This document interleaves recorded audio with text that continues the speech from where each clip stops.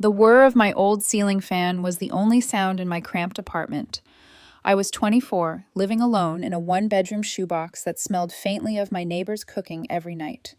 My workspace was a tiny desk pushed against the wall where two mismatched monitors flickered under fluorescent light. I told myself I liked the solitude. At least here, no one compared me to Chloe. Chloe, my sister 2 years older, always the golden child. Growing up, my mom used her name like a measuring stick. Look how organized Chloe is from. Why can't you be more like her? Even Dad, who rarely said much, would light up whenever Chloe spoke as if every word she said carried weight. My words. They floated away like dust in the air. So after college, I kept my distance. Holidays and birthdays meant obligatory text messages, nothing more. It was easier to stay out of their orbit than to keep playing the role of the quiet lesser child. That day, though, my phone buzzed with a name I hadn't seen on the screen in months, Grandpa. My heart skipped. He was Mom's father, the only person in the family who never made me feel invisible. Kimberly, sweetheart. His warm but tired voice came through. I need to talk to you about something important. Can you visit me this weekend? I hesitated. Grandpa rarely asked for anything. Usually we only met at family gatherings where he'd slip me an extra cookie or wink at me when Mom made another comment about Chloe's successes. Of course, I said, I'll be there. Saturday, I drove the hour to his quiet suburban neighborhood. His two-story house stood unchanged from my childhood memories, white siding, broad porch, and that old oak tree in the front yard where Chloe once pushed me off the swing and laughed. When Grandpa opened the door, I noticed it immediately.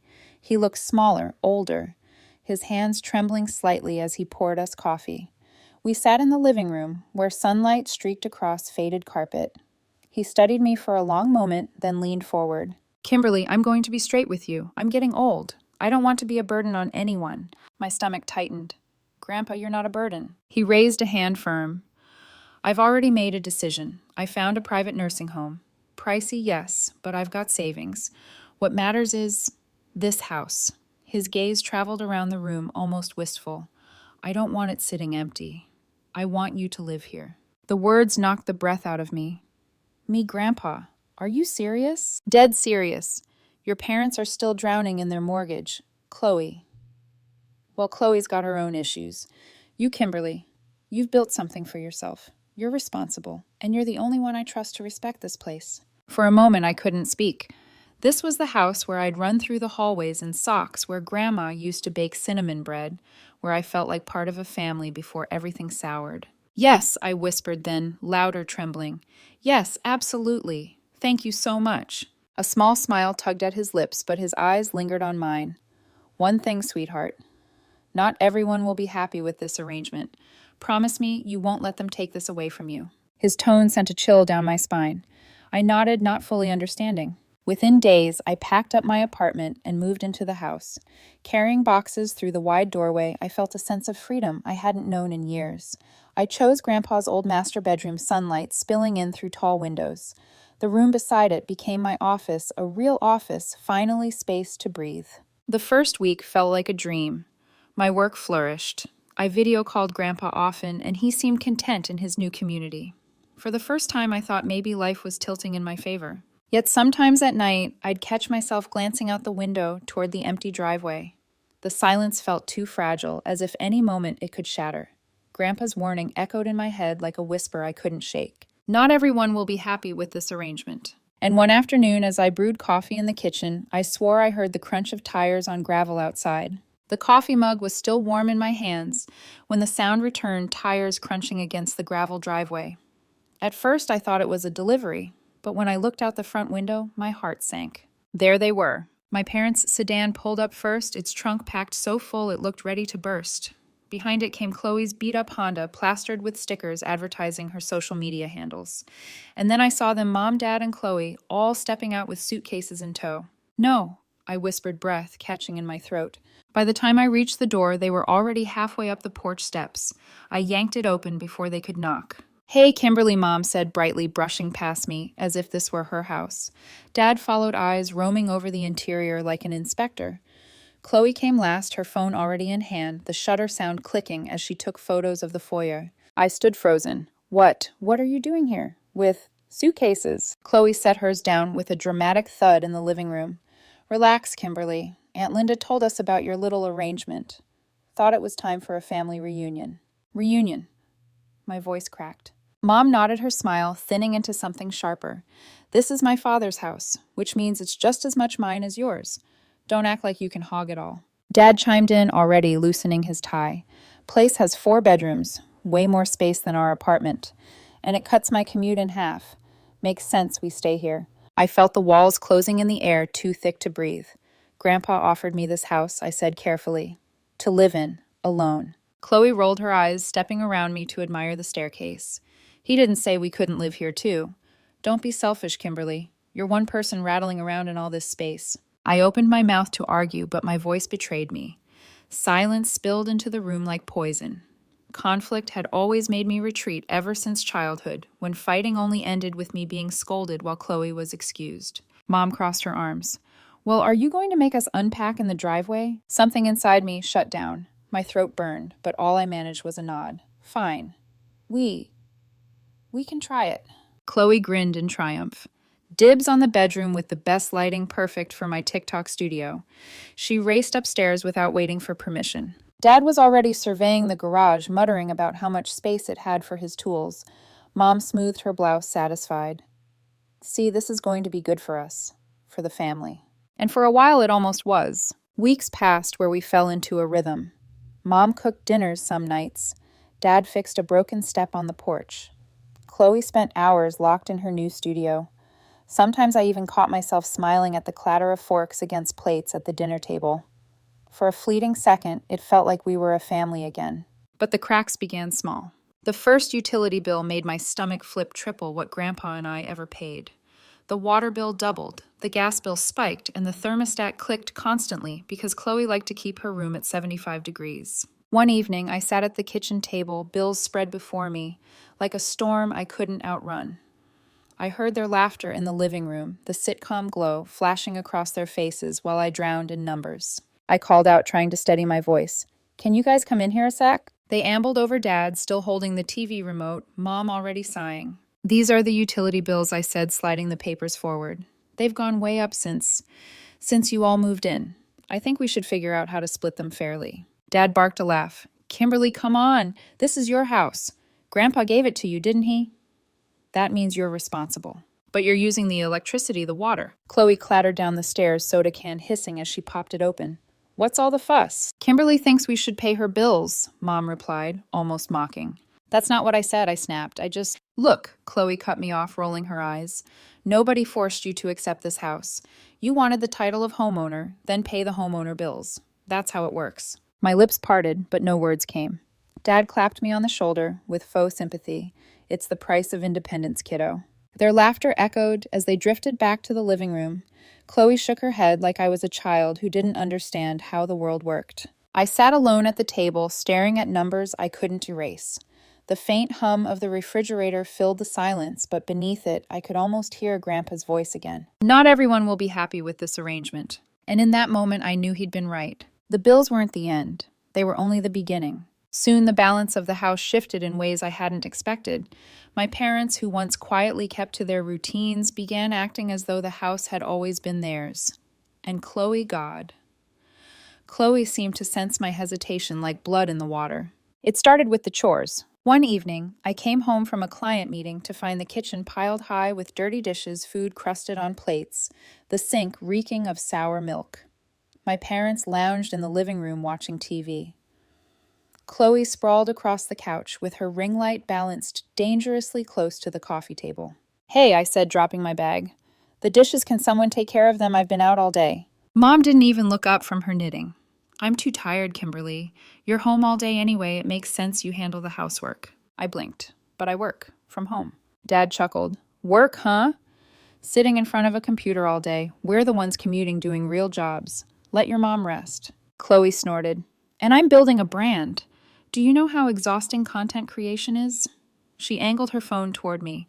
Don't worry, I'll tag you as my assistant. Heat flared in my chest. My hands curled into fists, but as always the words jammed in my throat. I forced a smile and said nothing, swallowing down the bitterness like poison. The next battle came at dinner. We sat around the table, plates clinking. Dad chewed slowly, then casually spoke through a mouthful of food. Kimberly, I've been thinking. You've got 2 whole rooms to yourself down here. That's a bit much, don't you think? I froze. What do you mean? Mom set her fork down, her tone rehearsed. Everyone should have equal rights in this house. You're using that extra room as an office. Maybe it's time you move your things into your bedroom. Leave the space open for someone else. I gripped my fork tighter. I need that office for work, my clients, my equipment. Chloe perked up instantly. Actually, that room has amazing natural light. It would be perfect for my videos. I could finally upgrade my setup. I turned to her. Chloe, no. That's my workspace. Mom sighed as if I were being difficult. Plenty of people work from their bedrooms. Don't exaggerate. This house isn't just yours. The silence was suffocating. 3 sets of eyes bore into me, waiting, expecting. Just like always. Something inside me cracked. My voice came out smaller than I wanted. Fine. I'll move my stuff. Chloe clapped her hands. Yes, finally a real studio. The weekend that followed felt like erasing myself. I hauled my monitors, sketch pads, and stacks of client files into my bedroom. Wires tangled like vines across the floor, my once spacious sanctuary shrinking into a claustrophobic mess. I sat on the edge of my bed that night, staring at the glow of my screens. The air smelled faintly of fresh paint as Chloe turned my old office into a neon pink studio. Her laughter floated through the walls, muffled by music and the flash of her camera. And I remembered suddenly being 7 years old, standing on the schoolyard, holding a drawing I'd worked on all week for art class. Chloe had snatched it, presented it as her own, and when I cried, Mom had patted her shoulder proudly. She's the creative one, Kimberly. You should learn from her. Now here I was, 24, still watching Chloe take what was mine while I quietly moved out of the way. Late that night, I opened my laptop, but my eyes weren't on the designs I was supposed to finish. They lingered on the darkened hallway outside my room. The house creaked with the sounds of Chloe's studio upstairs. My parents' television murmurs the hum of a refrigerator stuffed with groceries I'd bought. I felt the truth pressing down on me, like a weight I couldn't shake. This wasn't my home anymore. It was theirs. The house was no longer quiet. It pulsed with their presence. Chloe's music bled through the walls at all hours, her laugh shrill over the sound of her ring light clicking on. My parents' footsteps creaked above me, their voices blending into background noise I could never escape. Still, I tried. I tried to carve out moments of normalcy. One Friday evening, I invited Jessica, my oldest friend, over for dinner.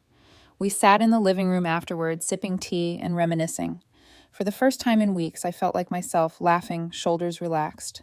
That's when Mom descended the stairs in her robe, her lips pressed thin. Kimberly, a word. Her eyes flicked to Jessica. Cold. Jessica stood reading the room instantly. I should go. No, Jess, I started, but she was already grabbing her coat. She squeezed my hand before leaving the door, shutting with a finality that made my chest ache. Mom sat across from me, her tone clipped. We need to talk about your guests. They're too loud, too late. Your father and I wake early for work. We need rest. Yeah. I frowned. It was 9:30, and we weren't loud. That's not the point, she said sharply. This is a shared living space. Be considerate. Friends over before 8 on weekdays, that's the limit. No overnight guests. My jaw tightened.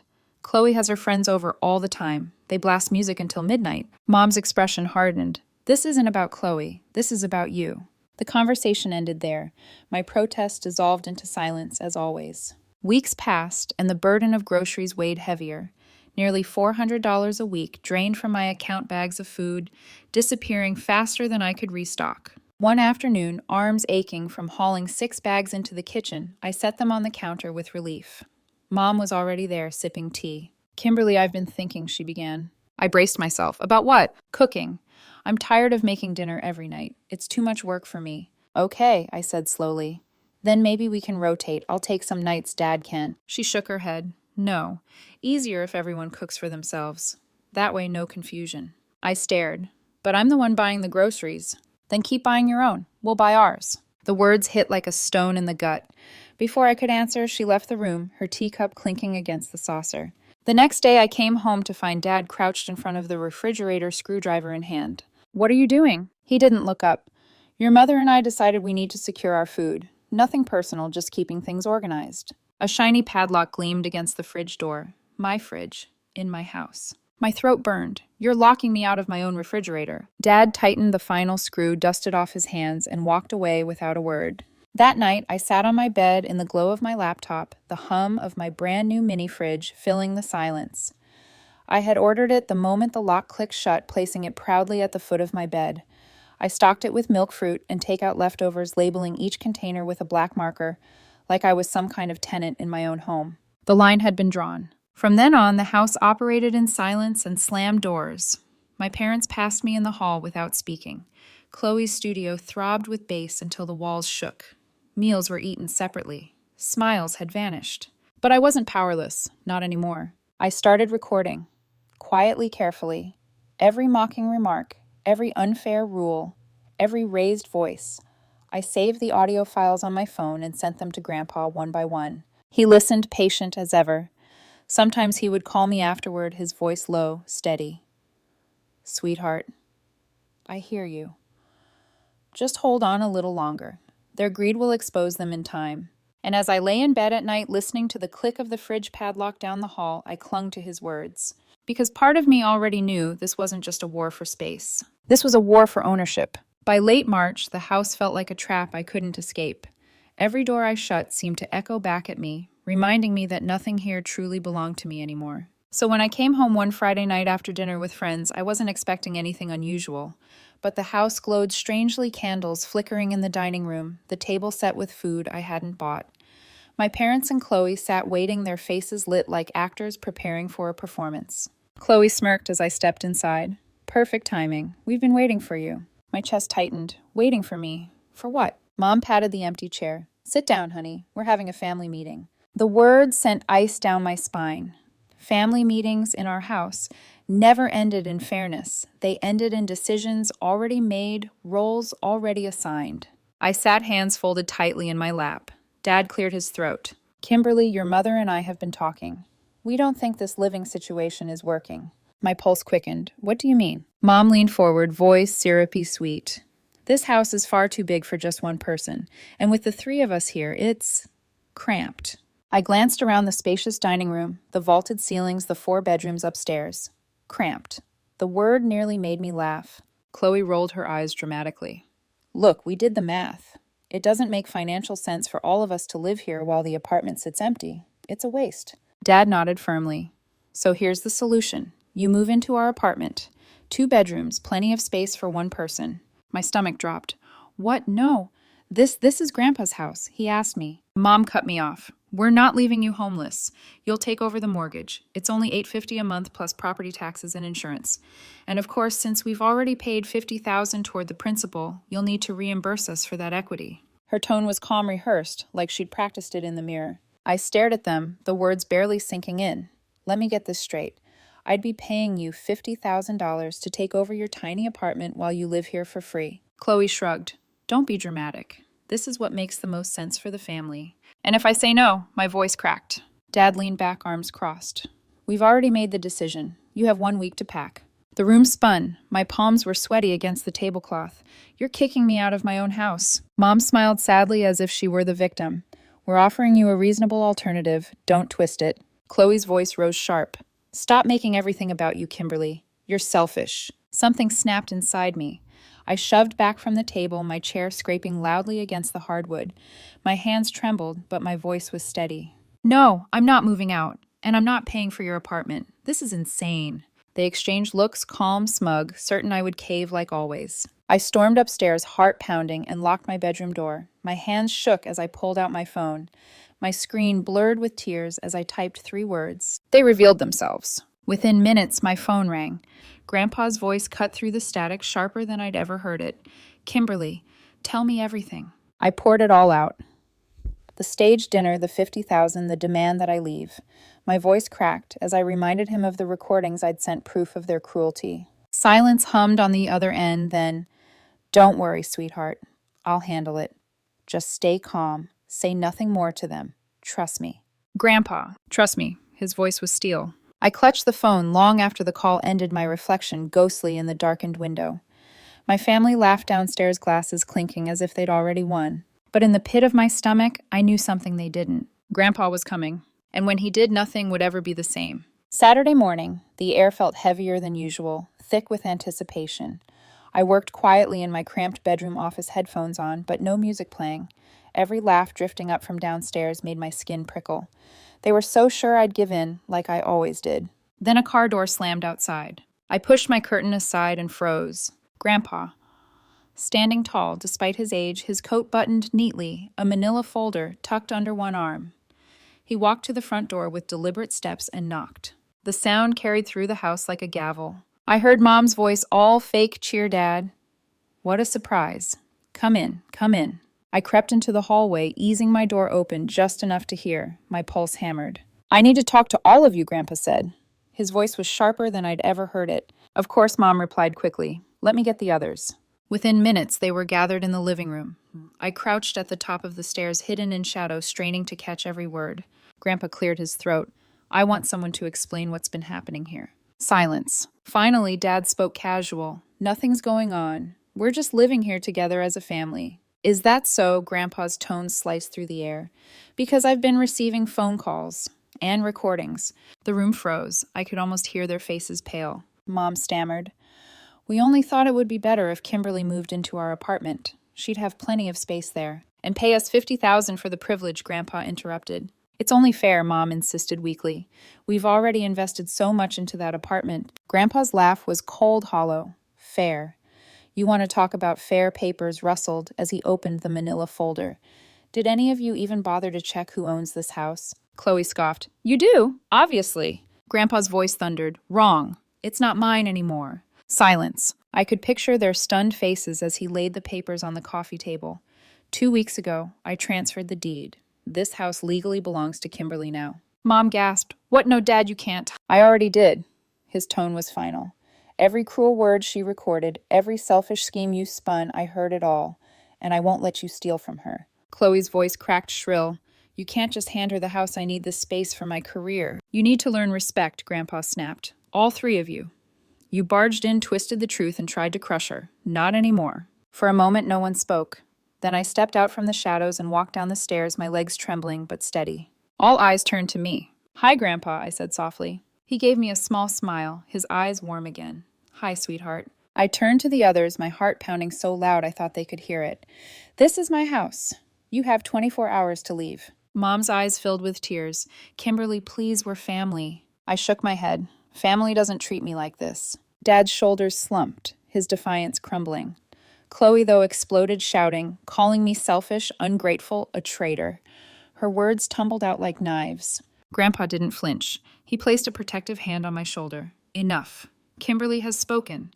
If you don't respect her, then you don't belong here. The room fell into stunned silence. The balance of power had shifted, and for the first time it was in my favor. I breathed deeply, the air in the house feeling different, cleaner, as though the walls themselves had been waiting for this moment. Tomorrow they would be gone. The next 24 hours blurred into chaos. Suitcases zipped, drawers slammed. My parents shuffled around the house in silence, their faces pale, their eyes avoiding mine. Dad muttered under his breath, shaking his head as though he'd been cheated. Mom cried openly, her tears streaking down her face, pleading every time our eyes met. Kimberly, sweetheart, she whispered at one point, clutching my wrist. Don't do this. We're family. I pulled away gently. Family doesn't lock me out of my own fridge. Family doesn't try to sell me into debt. Her lips trembled. She had no answer. Chloe, though, was different. She screamed. She slammed doors. She cursed me with words I never thought I'd hear from my own sister. You're pathetic. You'll regret this. You'll end up alone, just like you deserve. But her rage only echoed hollow against the walls. Grandpa sat calmly in the armchair, watching like a sentinel, his presence anchoring me. He didn't intervene. He didn't need to. By Sunday evening, the house was quiet again. Their cars pulled away, the driveway finally empty. The silence was deafening. For the first time in months, I could hear myself breathe. That night, Grandpa stayed for dinner. We ate simply pasta garlic bread, the kind of meal that didn't need ceremony. He lifted his glass of water, his voice soft. I'm proud of you, Kimberly. You stood your ground. Tears pricked my eyes. I couldn't have done it without you, without this. He shook his head. No, sweetheart. I gave you the house, but the strength that was always yours. In the weeks that followed, the messages started. Calls, voicemails, texts, all from Mom and Dad. They shifted tactics constantly. First guilt, then anger, then desperate sweetness.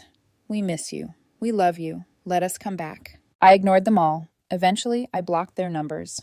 But Chloe wasn't finished. A month later, she appeared at my doorstep, her eyes red-rimmed, her hair pulled into a messy bun. She held her phone like a lifeline. I'm done with Mom and Dad, she said quickly. I never wanted to kick you out. That was their idea. I stared at her memories, flashing her laughter as she claimed my office, her smirk at dinner when they demanded I move out, her screaming insults only weeks before. You called me selfish, ungrateful, I said quietly. Her voice cracked. I was upset. But we're sisters, Kimberly. Can't we work this out? Please, I promise I'll be different this time. For a second, I almost believed her. Almost. But then I saw the gleam of calculation in her eyes, the way her hand tightened around her phone as though she was rehearsing the next lie. I shook my head. No, Chloe. I'm done living with family. I'm done being your shadow. This house is mine. My life is mine. And you don't get to take it again. Her lips parted, but I didn't wait for her answer. I closed the door gently but firmly, the latch clicking into place. Through the window, I watched her shoulders slump as she trudged back to her car. The engine sputtered to life, then faded into the distance. Now, months later, I sit at my desk in the sunlit office that is finally mine again. My designs spread across the table, my mini fridge long since gone, the padlock on the main fridge, nothing but a bad memory. My phone buzzes occasionally with news from relatives, updates about my parents' complaints. Chloe's new boyfriend, their bitterness spreading through the family grapevine. I let it wash over me like distant noise. Because here in this house, I finally breathe. And if there's one thing I've learned, it's this. Blood may tie you to people, but it doesn't make them family. Respect does. Love does. And when those things are gone, the only choice left is to shut the door.